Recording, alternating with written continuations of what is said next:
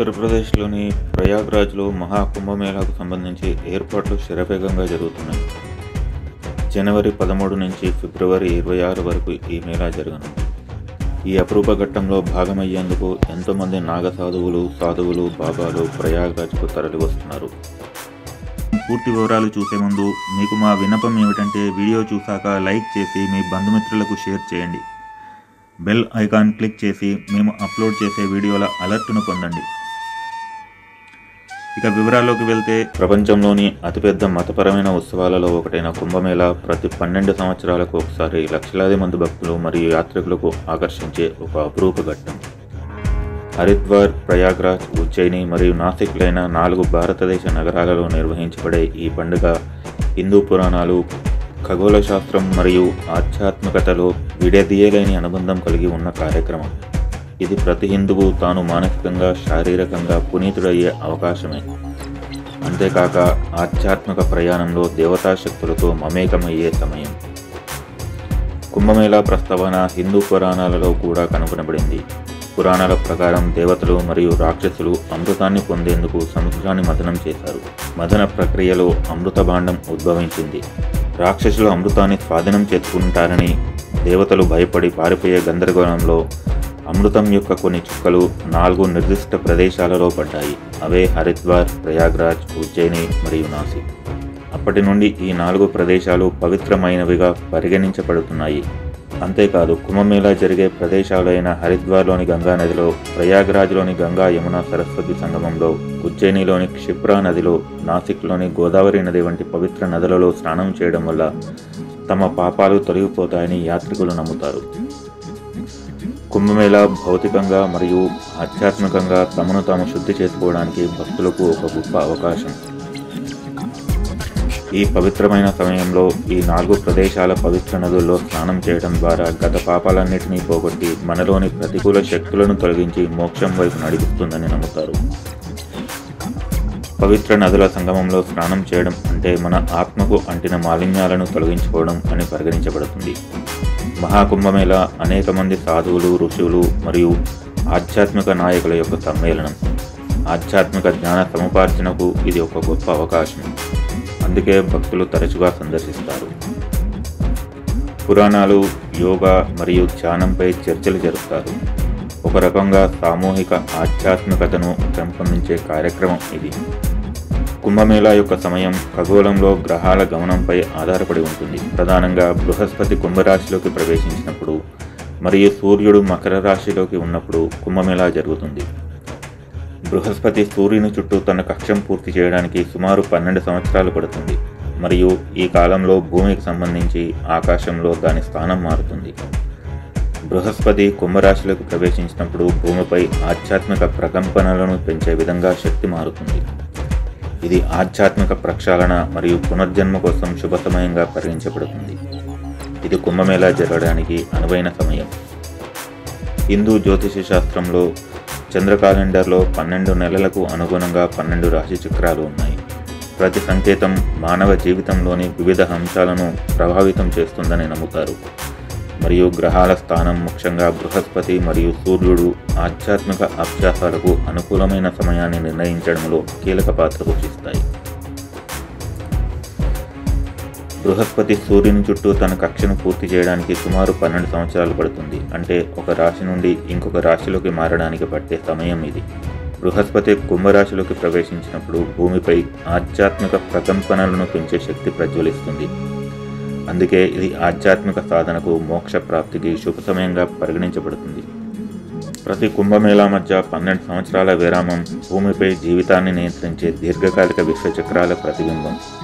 హిందూ మతంలో 12వ సంఖ్య ఆధ్యాత్మికంగా ముఖ్యమైనదిగా పరిగణించబడుతుంది. ఎందుకంటే ఇది మానవ జీవితం పెరుగుదల మరియు ఆధ్యాత్మిక అభివృద్ధికి లోతైన ప్రాముఖ్యత కలిగిన గ్రహ కదలికల యొక్క సంపూర్ణ చక్రాన్ని సూచిస్తుంది. 12 సంవత్సరాల కాలం శరీరం మరియు మనస్సు గణనీయమైన పరివర్తనకు లోనయ్యే సమయం అని నమ్ముతారు. కుంభమేళా కేవలం ఆధ్యాత్మికపరమైన కార్యక్రమం ఒకటే కాక శాస్త్రీయ ప్రాముఖ్యతను కూడా కలిగి ఉంది. కుంభమేళా జరిగే 4 స్థలాలు హరిద్వార్, ప్రయాగ్రాజ్, ఉజ్జయిని మరియు నాసిక్ వ్యూహాత్మకంగా భూమిపై ప్రత్యేక ఆధ్యాత్మిక శక్తిని కలిగి ఉన్నాయని విశ్వసించే బిందువులు. ఈ ప్రదేశాలలో భూమి యొక్క శక్తి క్షేత్రం ప్రత్యేకంగా బలంగా ఉందని చెప్పబడింది. అందుకే సందర్శించే వారికి ఎక్కువ ఆధ్యాత్మిక మరియు భౌతిక ప్రయోజనాలను అందిస్తుంది.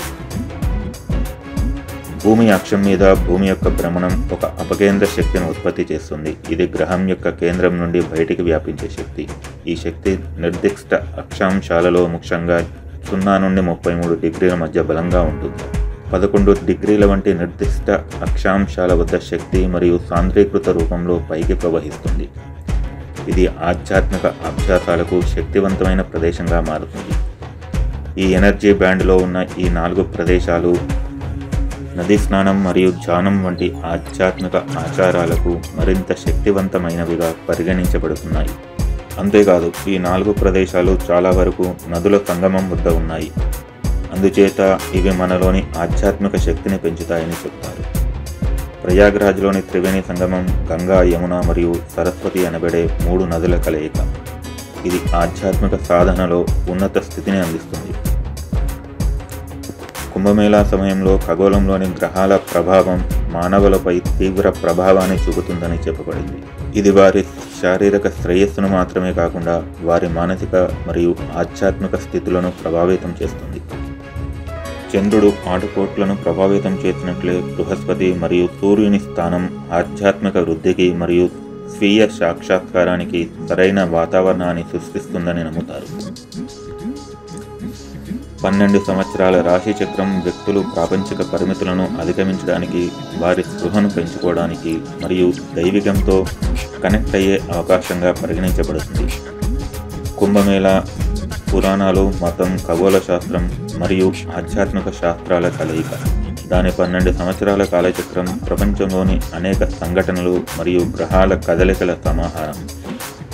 ఇది ఆధ్యాత్మిక ధ్యానం మరియు ఆత్మశుద్ధి కోరుకునే మిలియన్ల మంది భక్తులకు ఒక అద్భుతమైన శుభ సమయం. పవిత్ర నదులలో స్నానం చేయడం మరియు ఇక్కడ జరిగే అనేక ఉత్సవాలలో పాల్గొనడం ద్వారా భక్తులు తమ పాపాలను ప్రక్షాళన చేయడమే కాకుండా విశ్వం యొక్క పరివర్తన శక్తులతో తమను తాము ఏకం చేసుకుంటారు. కుంభమేళా విశ్వం యొక్క లయలతో మానవ జీవితం యొక్క పరస్పర అనుసంధానానికి ఒక శక్తివంతమైన సాధనం. అంతేకాదు, వ్యక్తిగత పరివర్తన మరియు సామూహిక ఆధ్యాత్మిక మేలుకొలుపు కోసం ఒక వేదిక. మహాకుంభమేళాలో సందర్శించే లక్షలాది మంది భక్తులు మరియు సన్యాసులలో నాగసాధువులు ఒక ప్రత్యేకమైన స్థానాన్ని కలిగి ఉన్నారు. ఈ మార్మికులు తరచుగా బూడిదతో మరియు రుద్రాక్ష పూసలతో అలంకరించబడి ఇట్టే ఆకర్షిస్తారు. అయితే నాగసాధువులు ఎవరు? వారిని అంతగా ఆకర్షించేది ఏమిటి? ఈ నాగసాధువుల గురించి కొన్ని ఆశ్చర్యకరమైన వాస్తవాలను తెలుసుకుందాం. నాగసాధువులు కేవలం ఆధ్యాత్మిక అన్వేషకులు మాత్రమే కాదు, యోధులు కూడా. హిందూ మతం మరియు హిందూ పవిత్ర స్థలాలను దండయాత్రల నుండి రక్షించడానికి వారు శిక్షణ పొందారు. నేటికి కుంభమేళా ఊరేగింపుల సమయంలో వారు కత్తులు, త్రిశూలాలు మరియు ఈటెలను మోసుకెళ్లడం వారిలోని యుద్ధ స్ఫూర్తి స్పష్టంగా కనిపిస్తుంది. నాగసాధువుగా మారడం అంత తేలికైన విషయం కాదు. ఇది సంవత్సరాల తరబడి తీవ్రమైన శిక్షణ, ప్రాపంచిక అనుబంధాలను త్యజించడం మరియు కఠినమైన ఆధ్యాత్మిక అభ్యాసాలను కలిగి ఉంటుంది. ఔత్సాహికులు తప్పనిసరిగా ఒక కఠినమైన దీక్షా కార్యక్రమానికి లోనవుతారు. ఇందులో బ్రహ్మచర్యం పాటించడం మరియు కుటుంబం వంటి భౌతిక ఆస్తులతో సంబంధాలను తెంచుకోవడం ముఖ్యమైనవి. నాగసాధువులు తీవ్రమైన కాఠిన్యంతో కూడిన జీవితాన్ని అవలంబిస్తారు. వారు శాశ్వత నివాసం లేకుండా జీవిస్తారు. ఎక్కువగా గుహలలో ఉంటారు. ఈ జీవనశైలి వారిని భౌతిక కోరికల నుండి నిర్లిప్తత కలిగించేదిగా మరియు ఆధ్యాత్మిక సాధనకు పూర్తిగా కట్టుబడటాన్ని సూచిస్తుంది. నాగసాధువుల శరీరాలను కప్పిఉంచే బూడిద కూడా లోతైన ఆధ్యాత్మిక ప్రాముఖ్యతను కలిగి ఉంది. ఇది తమను పవిత్రంగా ఉంచి వారికి శివుడితో గల సంబంధాన్ని సూచిస్తుంది. మహాకుంభమేళ సమయంలో, షాహీ స్నాన్ సమయంలో పవిత్ర నదులలో స్నానం చేసే వారిలో నాగసాధువులు మొదటివారు. వీరు తమ పూర్తి వైభవంతో మంత్రాలు పఠిస్తూ తమ యుద్ధ పరాక్రమాన్ని ప్రదర్శిస్తూ సాగే ఈ మహా ఊరేగింపు చూడదగ్గ దృశ్యం.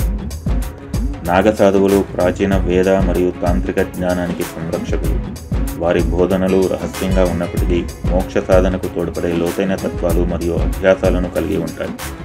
క్రమశిక్షణ అనేది నాగసాధువు జీవితానికి మూలస్తంభం. రోజువారీ ధ్యానం మరియు యోగా నుండి కఠినమైన ఆహార పద్ధతులకు కట్టుబడి ఉండటం వరకు వారి దినచర్య ఆధ్యాత్మిక వృద్ధిని పెంపొందించడానికి ఖచ్చితమైన నిర్మాణాన్ని కలిగి ఉంటుంది. నాగసాధువులు నిర్భయత మరియు దృఢత్వానికి ప్రసిద్ధి చెందారు. విపరీతమైన వాతావరణ పరిస్థితులకు తట్టుకొని సంవత్సరాల తరబడి ఒంటరిగా ధ్యానం చేసే వారి మానసిక మరియు శారీరక బలం మనకు విస్మయం కలిగిస్తుంది. మహాకుంభమేళాలో నాగసాధువుల ఉనికి ప్రతీకాత్మకమైనది మరియు ఆధ్యాత్మికమైనది. వారు సనాతన ధర్మం యొక్క జ్యోతులుగా పరిగణింపబడతారు. వారి శక్తి మరియు ఆధ్యాత్మిక సాధనతో లక్షలాది మందిని ప్రేరేపిస్తారు. వారి సందర్శన మహాకుంభమేళా యొక్క లోతైన ఆధ్యాత్మిక సారాన్ని తెలుపుతుంది. జనవరి 13 నుండి ఫిబ్రవరి 26 వరకు జరిగే మహాకుంభమేళాకు సంబంధించి ఉత్తరప్రదేశ్లోని ప్రయాగ్రాజ్లో ఏర్పాట్లు శరవేగంగా జరుగుతున్నాయి. కుంభమేళా సమయంలో అనేక వేడుకలు జరుగుతాయి. ఏనుగులు, గుర్రాలు మరియు రథాలపై పేష్వాయి అని పిలిచే సాంప్రదాయక ఊరేగింపు, షాహీ స్నాన్ సమయంలో కత్తులతో నాగసాధువుల ఊరేగింపులు వాటిలో ముఖ్యమైనవి. కుంభమేళాకు హాజరయ్యే మిలియన్ల మంది యాత్రికులను ఆకర్షించే అనేక ఇతర సాంస్కృతిక కార్యక్రమాలు అక్కడి స్థానిక ప్రభుత్వం ఏర్పాటు చేస్తుంది. మహాకుంభమేళా మకర సంక్రాంతి నాడు షాహీ స్నానంతో ఆరంభమై మహాశివరాత్రి నాడు జరిగే స్నానంతో ముగుస్తుంది. మౌని అమావాస్య రోజు, వసంత పంచమి రోజు 2వ, 3వ షాహీ స్నానాలు జరుగుతాయి. పుష్య పౌర్ణిమ, అచల సప్తమి మరియు మాఘ పూర్ణిమలు కూడా ముఖ్యమైన రోజులు.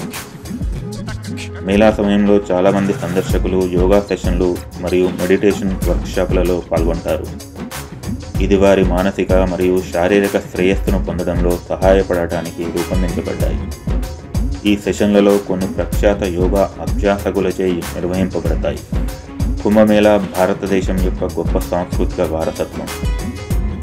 ఈవెంట్ అంతటా సాంప్రదాయ సంగీతం, నృత్యం మరియు రామాయణం మరియు మహాభారతం వంటి పురాతన ఇతిహాసాల ప్రదర్శనలు ఉన్నాయి.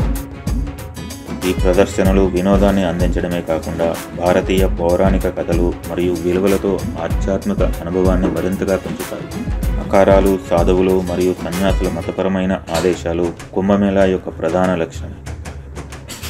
ప్రతి అఖారా దాని సంప్రదాయాలను అనుసరిస్తుంది, కానీ అన్ని భౌతిక సుఖాలను త్యజించడం ఆధ్యాత్మిక సాధనలో అంకితభావం మరియు జ్ఞాన సముపార్జన ధ్యేయంగా ఉంటాయి.